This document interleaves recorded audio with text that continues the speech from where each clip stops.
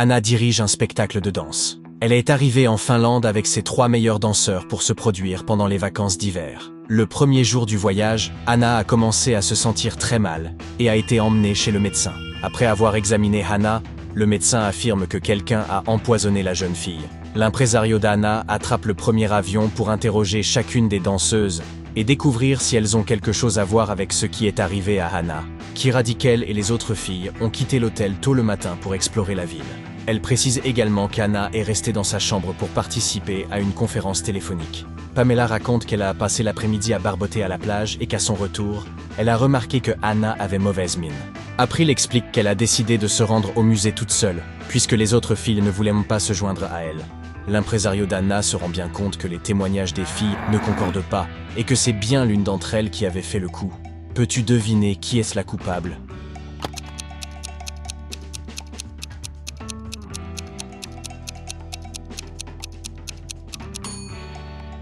C'est Pamela. Elle a dit être allée à la plage. Mais nous sommes l'hiver en Finlande. L'eau est glacée. Et même gelée à cette époque de l'année. Elle aurait dû mieux travailler son alibi. L'impresario d'Anna a prévenu la police qui a arrêté Pamela. Kira et April se sentent mal pour leur amie.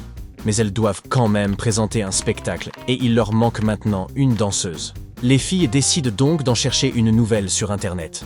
Elles trouvent 3 filles qui pourraient bien remplacer Pamela. Deborah, Lily et Sally. L'une des filles correspond parfaitement au trio d'origine. Peux-tu deviner qui c'est ?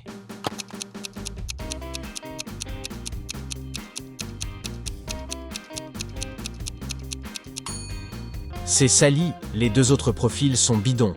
Si tu regardes de près la photo de Deborah, tu verras que l'ombre dans le fond n'est pas la sienne.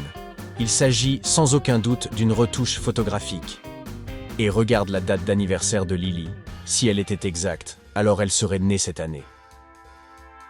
Keith est chanteur et il s'apprête à se produire dans un music hall. Il est en train d'emmener tout son matériel dans les coulisses afin de se préparer à une vérification du son, lorsqu'un officier de police entre en courant dans la pièce.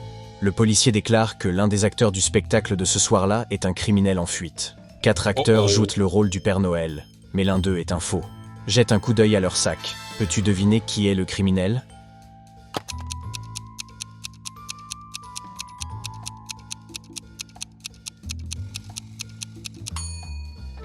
C'est le propriétaire du 3e sac. Le Père Noël ne se rase jamais la barbe, et ce type trimballe de la mousse à raser. Ce doit être notre fugitif. Becky vient d'acheter de nouvelles lunettes de réalité augmentée.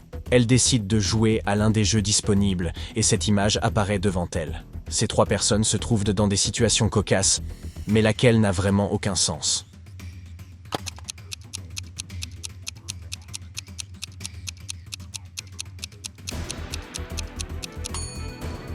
L'homme à gauche marche sur de la lave. Bien sûr, certains peuvent y arriver, même si ça ne durera pas très longtemps sans les bonnes chaussures.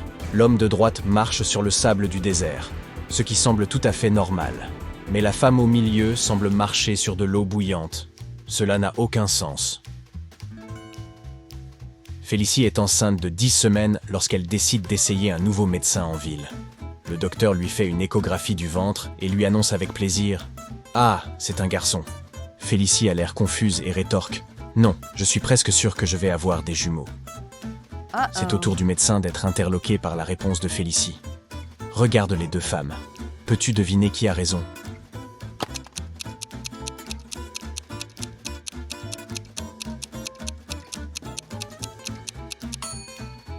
Félicie a vu juste. Je veux dire, regardez-moi ce toubib. Ce n'est même pas un vrai docteur. Elle ne porte pas de tenue médicale et elle n'a pas du tout l'air de savoir ce qu'elle fait. Alex a un peu trop regardé Indiana Jones et a décidé de se rendre en Égypte pour explorer des monuments anciens.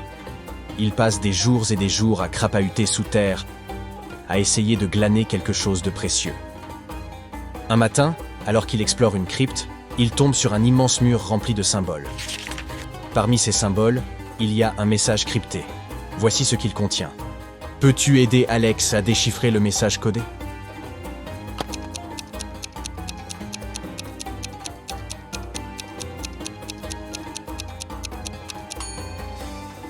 Ce n'est pas facile. Mais voici comment ça fonctionne. Le soleil a 6 lettres, la lune a 4 lettres. et vague à 5 lettres. Le message crypté est donc la séquence de chiffres 12, 8, 10. Bravo. Regarde bien cette image. Peux-tu dire qui est le plus futé ici?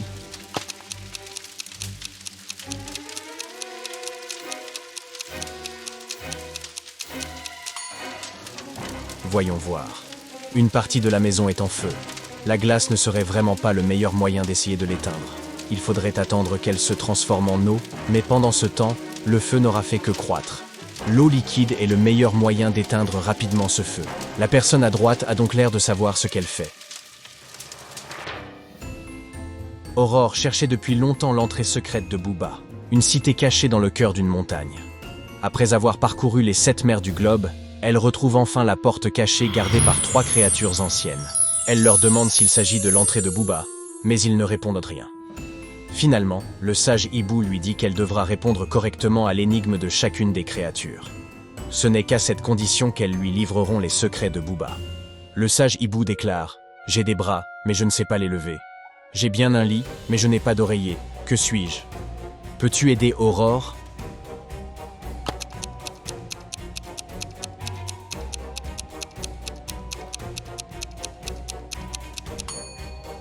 La bonne réponse est un fleuve.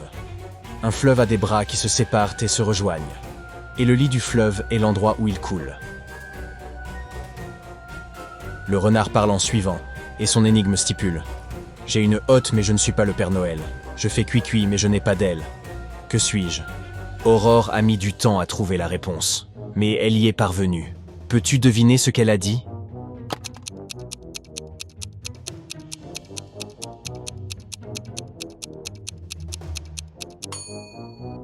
C'est un four. C'est assez évident une fois qu'on y pense. C'est au tour du cerf de parler. Il dit « Je trotte, mais je ne sais pas marcher. J'ai des aiguilles, mais je ne sais pas tricoter. Que suis-je » Sauras-tu comment répondre à cette question ?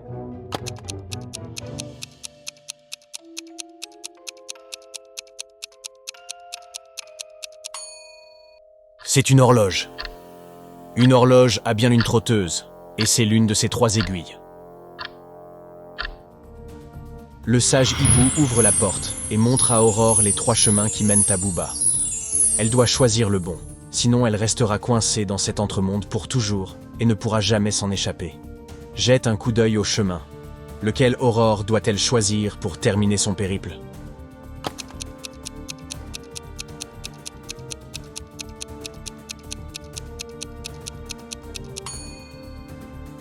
Le premier sentier a l'air couvert de fleurs vénéneuses. L'air semble rempli de leur pollen empoisonné. Ce n'est donc pas le meilleur chemin à emprunter.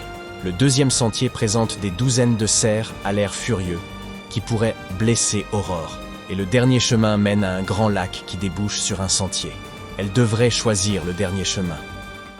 Par un samedi soir pluvieux, John et Katie décident de rester à la maison, de commander une pizza et de regarder la chaîne des devinettes sur leur téléviseur. À l'écran, ils voient un homme suspendu à la branche d'un arbre comme si sa vie en dépendait. Il est entouré de gens furieux. En contrebas, un groupe de types avec d'énormes battes attendent qu'il lâche la branche. Et au-dessus de lui, un type en colère fait des tours d'hélicoptère, prêt à se saisir de lui. Y a-t-il un moyen pour le jeune homme de s'échapper de ce piège ?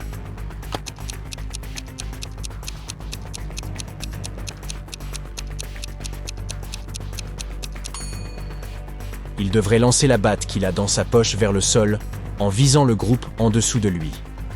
Avec un peu de chance, elle les toucherait à la tête, ce qui lui permettrait de lâcher la branche et de courir aussi vite que possible en direction du tunnel voisin. Il échapperait ainsi au type en hélicoptère.